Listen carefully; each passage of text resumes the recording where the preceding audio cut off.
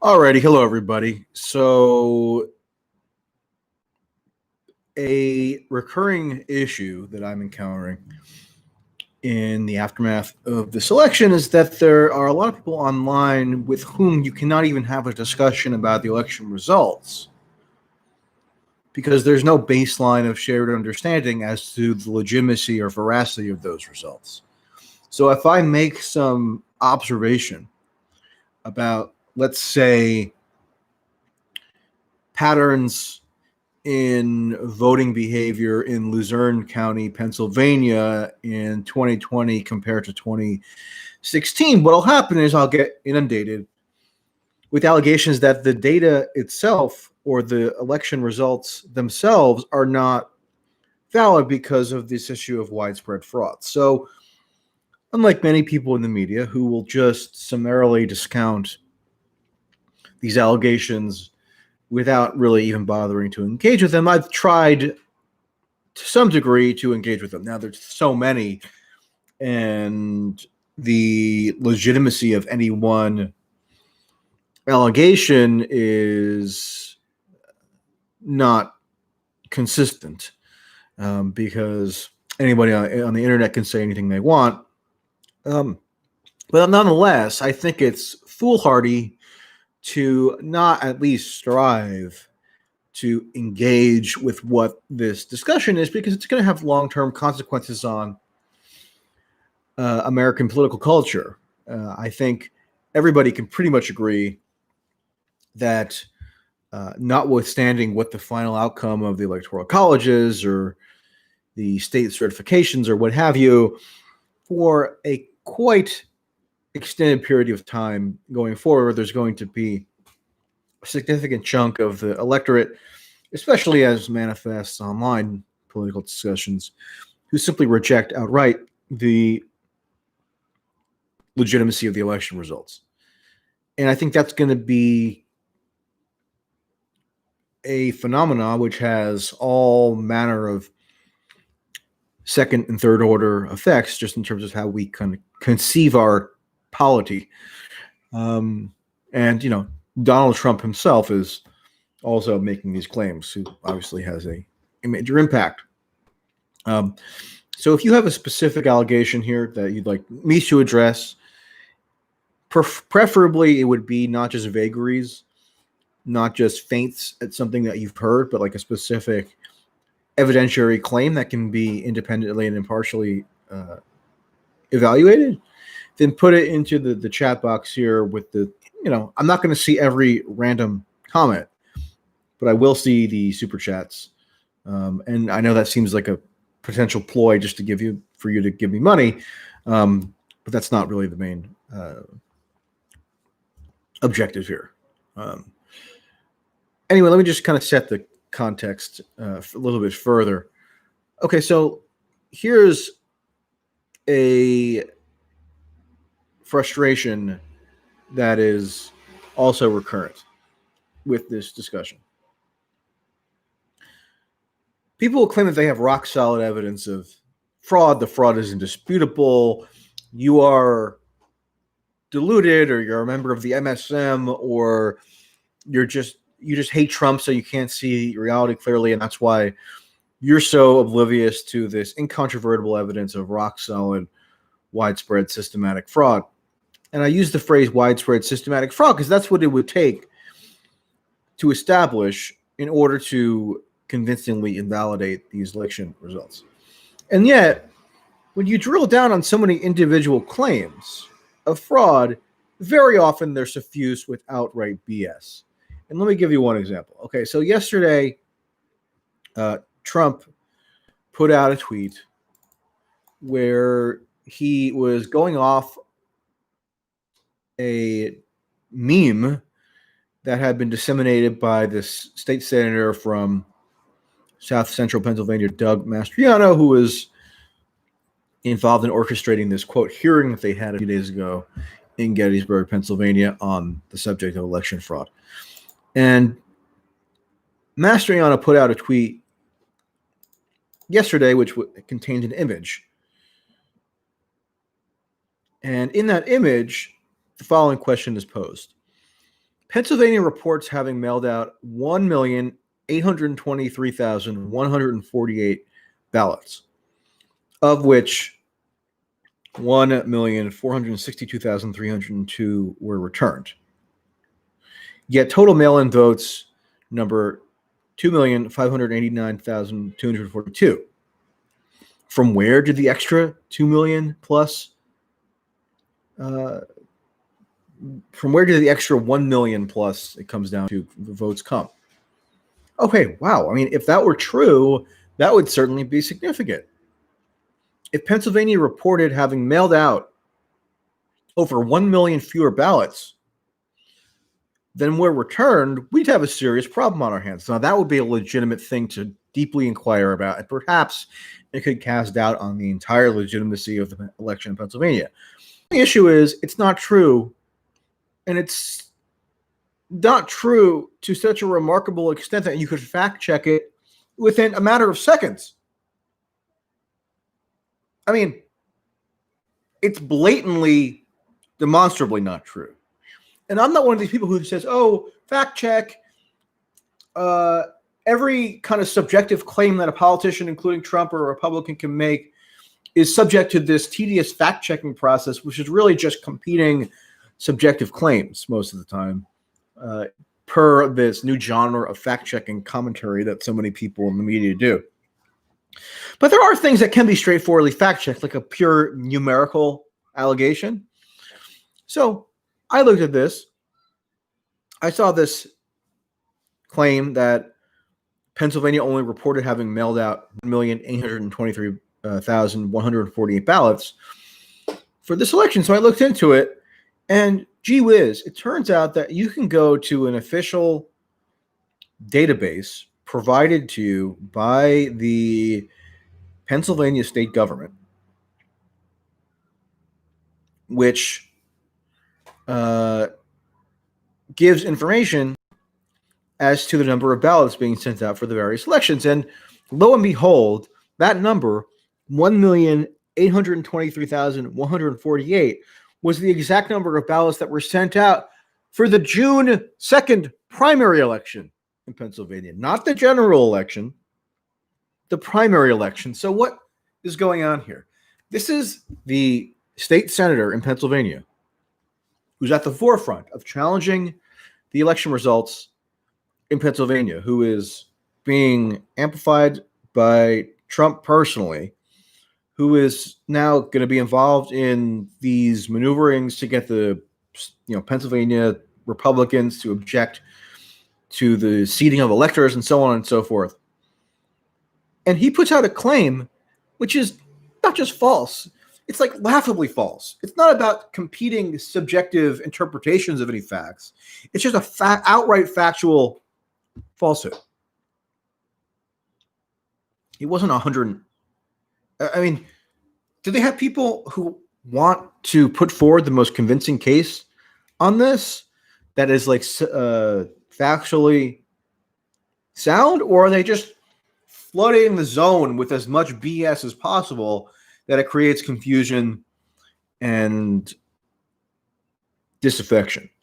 I would say it's most likely the latter, just judging on this one claim. And now this isn't the only claim, but this is so ridiculous as to call into question so much of what we're being told, at least if you engage with this subject online. So if you're not willing to admit, if you're in good faith putting forward a thesis of widespread election fraud having dictated the outcome of the election, and you're willing to just overlook or ignore or excuse an outright falsehood like this, then that, I think, should make people a little bit suspicious as to the premises that you're working from, because this is just absurd. And it reinforces my sense that most of what we're dealing with here is really not a legal offering or a legal case in any traditional sense. It's a theatrical performance. It's getting people amped up uh, enabling a lot of people on the internet, a lot of people with vested professional or social interests to raise a lot of money by claiming that they can investigate all this fraud and, I don't know, change the results in various states. Because another issue that, bears repeating is that when you look at the appellate court ruling yesterday in Pennsylvania, which was authored, by the way, by a Trump appointee, not that it should necessarily matter, but that is obviously going to be pointed out. The judge, Judge Bibas, who again was appointed by Trump, so you can't just do this kind of low IQ partisanship dismissal of what's in this judge's ruling, notes that the Trump campaign official suit in Pennsylvania, quote, does not allege fraud. Judge Bibas quotes Rudy Giuliani, who did oral arguments, bizarrely, in this case, despite not having argued a case in federal court since 1992. Bibas quotes Giuliani as conceding that the campaign, quote, doesn't plead fraud. And he further quotes Giuliani as reiterating, quote, if we had alleged fraud, yes, but this is not a fraud case. Okay, so if the fraud was so unambiguous, if it was so incontrovertible, if it was so obvious to anybody who's not just suffering from TDS, Trump Derangement Syndrome, why is it that the Trump campaign in its official suit in Pennsylvania, for which they're raising a lot of money, didn't even include a fraud allegation? Does that raise any questions for you? It probably ought to, I would think. And if it doesn't, maybe you need to self-assess.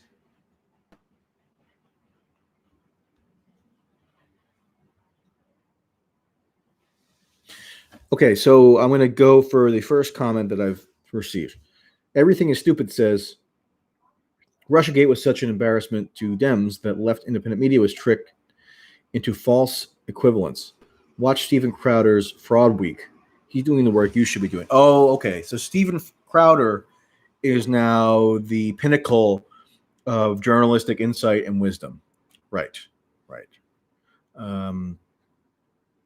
I'm sure that he's applying rigorous standards that are unimpeachable to every fraud claim that is traversing his show. He couldn't possibly be responding to audience incentives as to what people want to hear.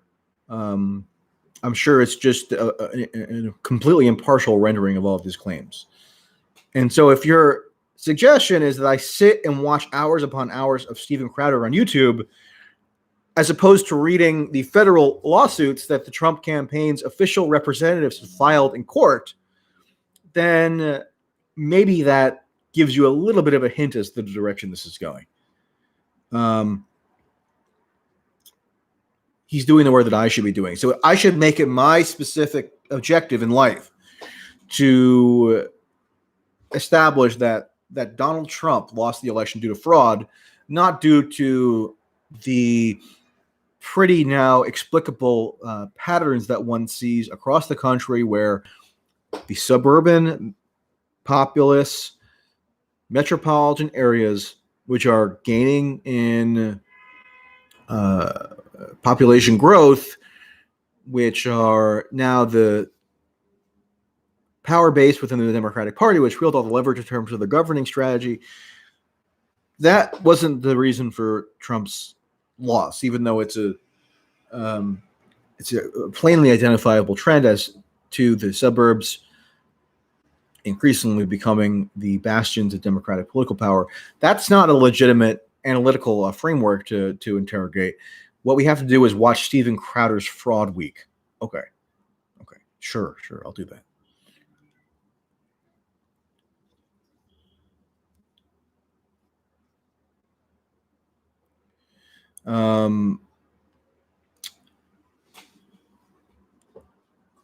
So in terms of the issue of the Russiagate comparison, look, I mean, you don't have to tell me. I put together a thread a few days ago based on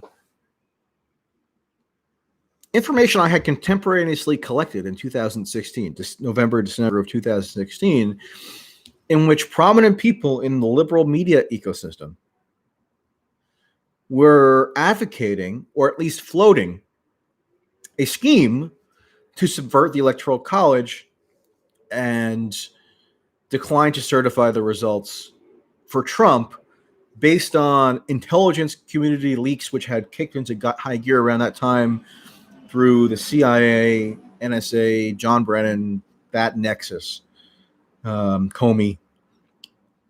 And clearly, the inevitability of a backlash to that harebrained scheme that many people in the liberal media had advocated, or at least floated in 2016, was obvious, which is why I contemporaneously collected the evidence.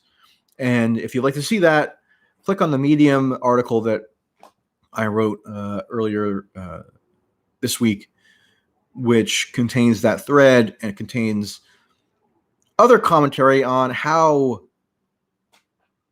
incredibly predictable it was that in the event of an election which was regarded as even remotely close, you were clearly going to see a retribution initiative waged by Trump, Trump supporters, Trump's representatives, etc., in reaction to what was done in 2016. So that argument doesn't work on me. I mean, I was the one for years challenging the Russiagate narrative using my journalistic or analytical or whatever, not to toot my own horn, capacities. So this issue and Russiagate are just not really analogous, because what was Russiagate? It was a series of wild, extravagant claims that lacked sound evidentiary basis to further a partisan narrative. So while this isn't, quote, the same or equivalent, meaning the election fraud stuff, the same capacities ought to be used to evaluate these affirmative claims that are fulfilling a partisan narrative. So I reject this idea that if you were skeptical of Russiagate, that necessarily compels you to be credulous about these claims. Everything is stupid. Yeah, sure, dismiss it out of hand. You didn't even give me a tangible. What I asked for is, if you have a tangible evidentiary claim, then provide it. If your only answer is go watch Steven Crowder's YouTube channel, that's not a compelling answer to my open call for tangible evidence in this regard. That's just you recommending a guy that you like to watch rant and crack stupid jokes on YouTube. I mean, I can get that any day of the week.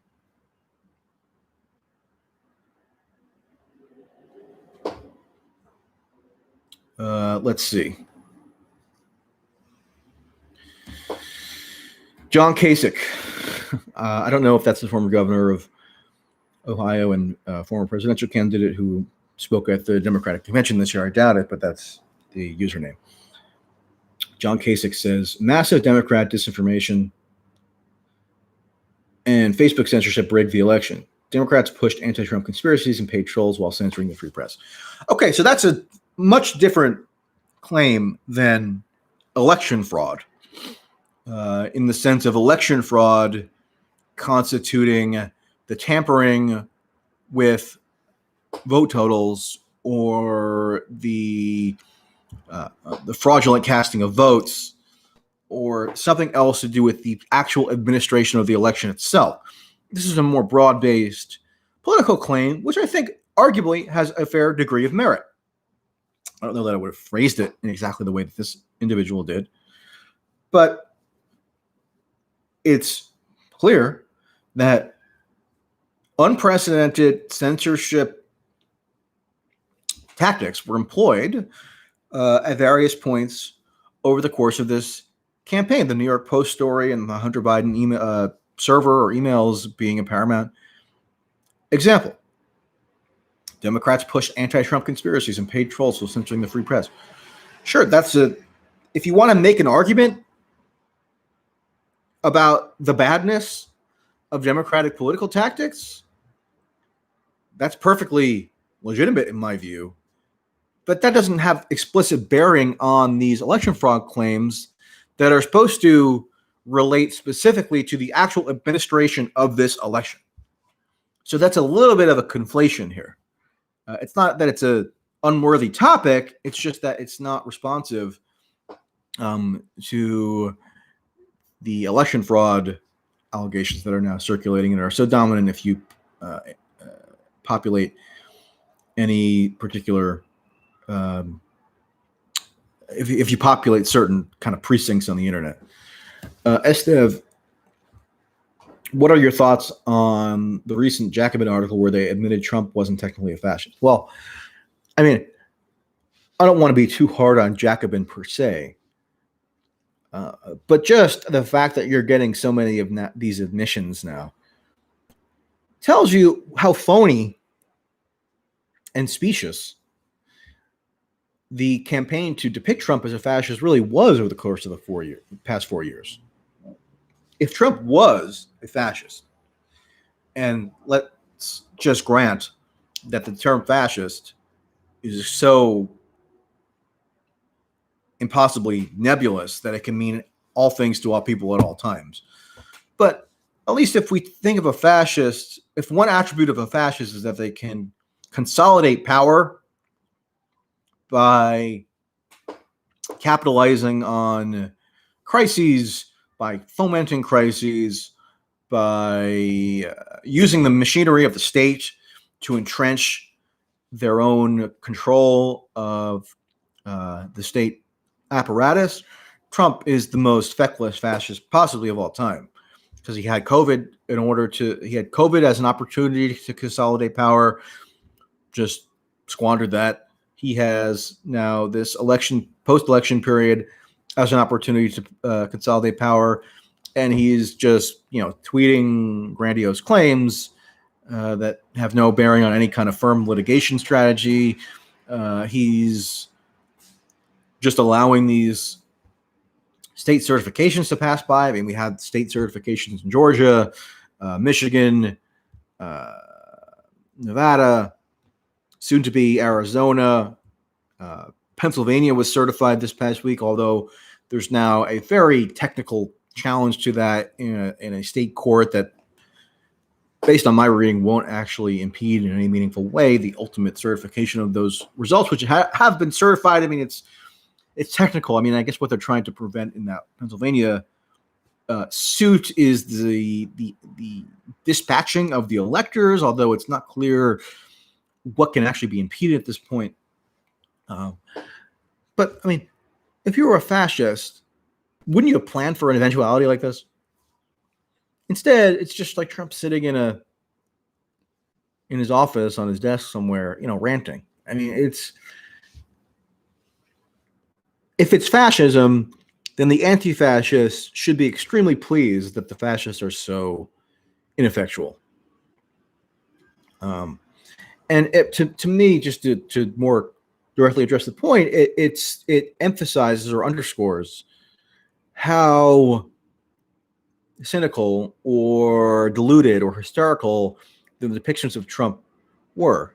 And it was really just done to enforce conformity within left liberal circles so that you couldn't look beyond the alleged specter of a fascist president, because if it were true that he was a legitimately fascist president who was consolidating power, who had these authoritarian designs, etc., then it would make sense to focus exclusively on that purported threat. But the problem is that the depictions were just erroneous or wrong or fictitious.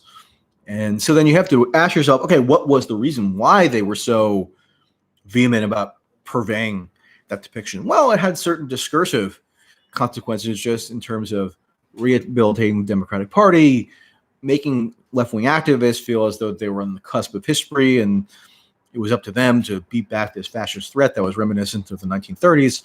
and on and on and on. It was never about accurately describing the current, actually existing political circumstances.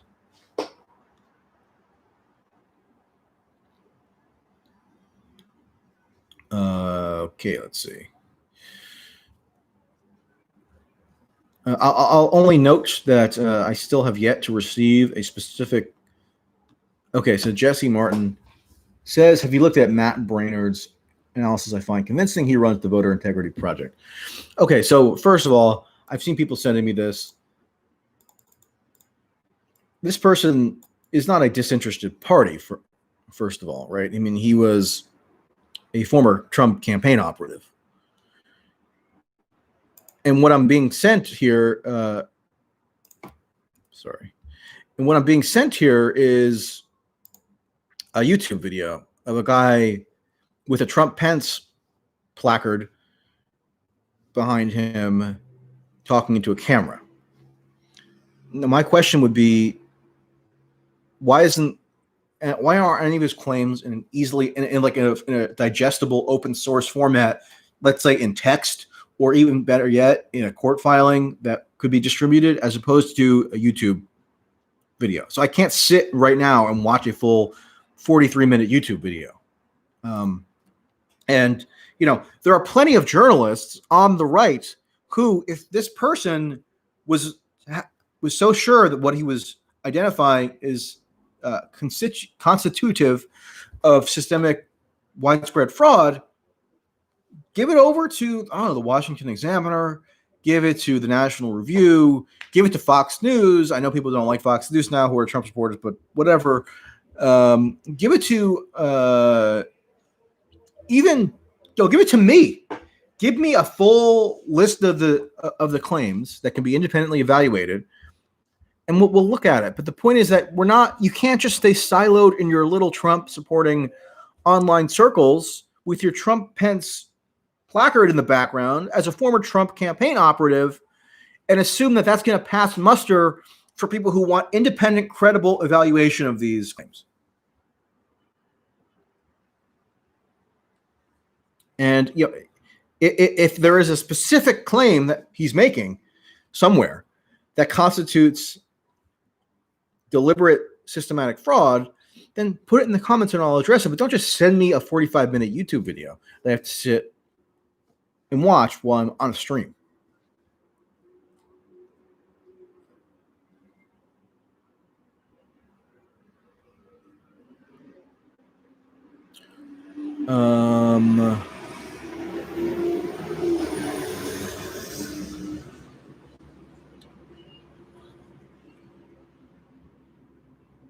John Kasich makes an additional point. So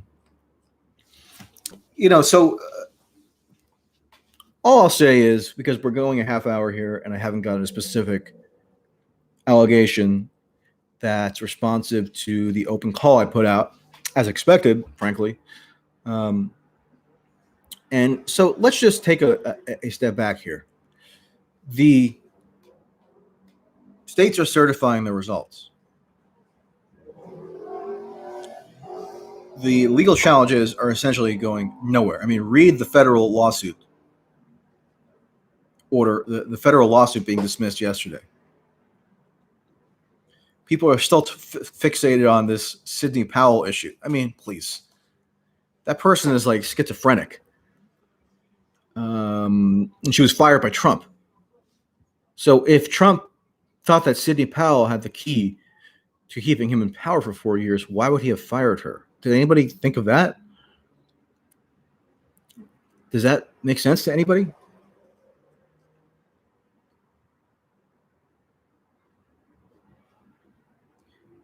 Everything is stupid ads. You're asking for evidence. When told about Crowder and Brainerd's work, you just refuse to look into it. Independent left media debasing themselves. I'm asking you for what I asked for was simple.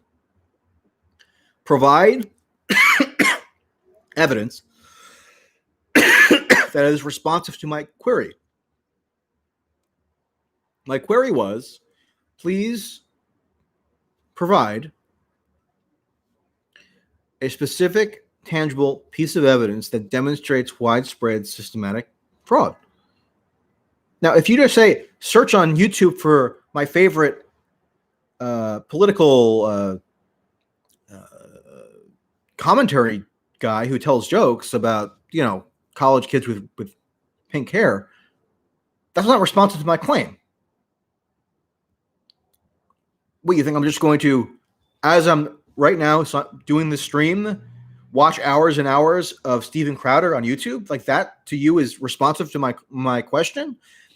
That I think should probably cause you to question the veracity of, or the intelligibility of what you're trying to argue here.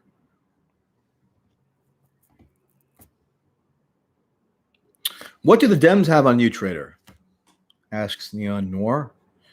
To my knowledge, nothing. I remember being asked over the whole course of the Russiagate fiasco similar questions, but from a different angle, which was, what does Putin have on you? What does Trump have on you? You must secretly support Trump. You must secretly have this underhanded motive that you're concealing from everybody, and that's the only explanation for why it is you're saying what you're saying. No, I'm just trying to proceed as rationally as possible, and what can I tell you? Now, in terms of the affidavits, one thing you'll hear in terms of these generalities that are thrown at you is there are so many affidavits. Okay, well, what is an affidavit? An affidavit is, yes, a signed statement, but it's a statement from somebody who could be mistaken. It's a statement from somebody who could have confirmation bias. It's a statement from somebody who could have an erroneous understanding of the various procedures that they're observing. So an affidavit is like nothing unless it can be tested and independently evaluated and challenged. And, thankfully, some of these affidavits have been evaluated by an independent arbiter, which is the court system. And you can go and check a ruling that was issued in Wayne County, Michigan, on November 13th by a duly vested member of the state judiciary who went through a number of these affidavits and just said not that the affiants, meaning the people who wrote the affidavits, are lying, but that they just have mistaken information, or their impressions are not consistent with the fraud that's being insinuated. So, for example, there is this woman who claims that in the Detroit Counting Center, her name is, hold on, let me find it here.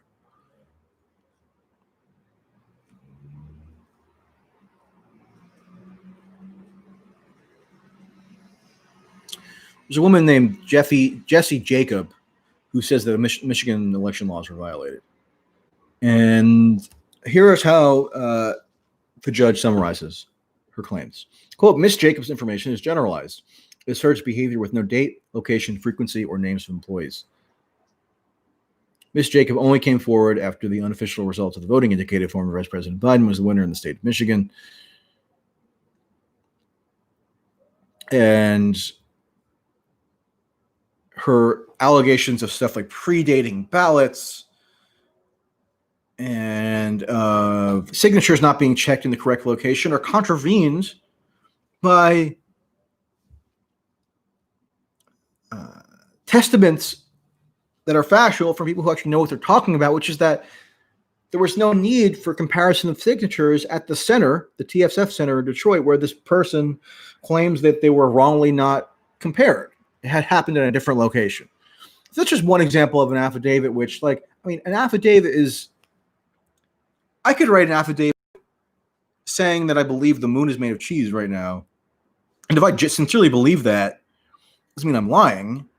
It means that it would then have to be tested or checked, and my lawsuit would probably be dismissed because it's foolish.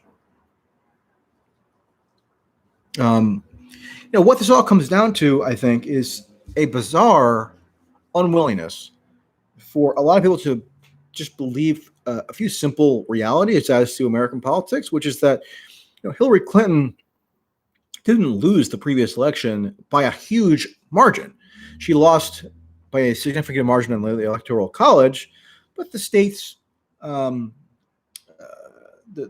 three states that Trump won that won him the Electoral College, Wisconsin, Michigan, and Pennsylvania, were not decided by a huge margin. So if you have a nationwide shift that is in the Democratic direction, you would expect those states to have a likewise similar shift that could be enough to get Biden the election. I mean, why is it that people think it's so insane that Joe Biden is 2 or 3 percentage points more popular than Hillary Clinton, and that was sufficient to give him a victory? I mean, Biden's popular vote percentage nationwide is 51.1, and Hillary's in 2016 was 48.2. Like, I mean, it staggers you and stuns you that Joe Biden could be 2 or 3 percentage points in a marginal sense more popular than Hillary Clinton. I mean, sometimes the simplest explanation is the most viable one.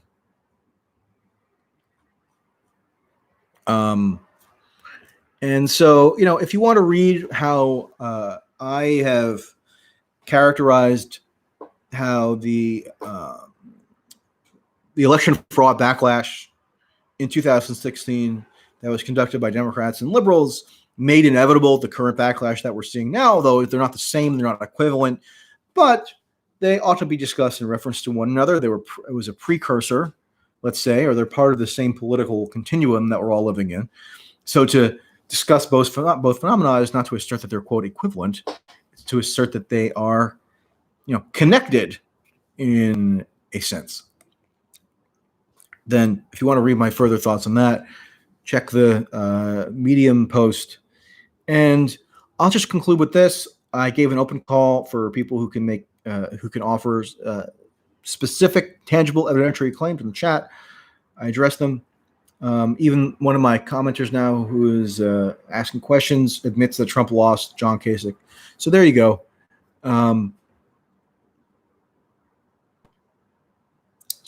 And Paul Lovato says, Q and resistance narratives took everyone's eye off the bipartisan actions of sending money and favors to corporations. I think there's a lot of truth to that. I think there's a lot of truth to how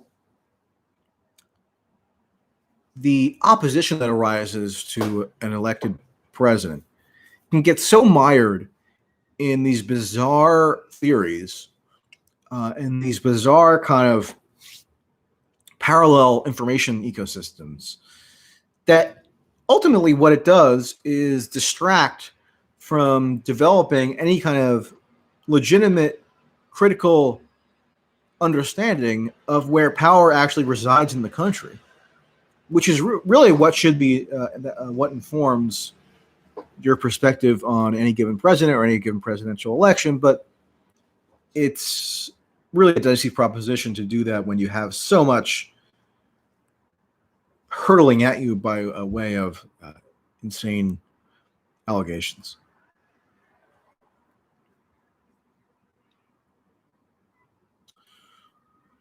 Okay, that'll do it for now.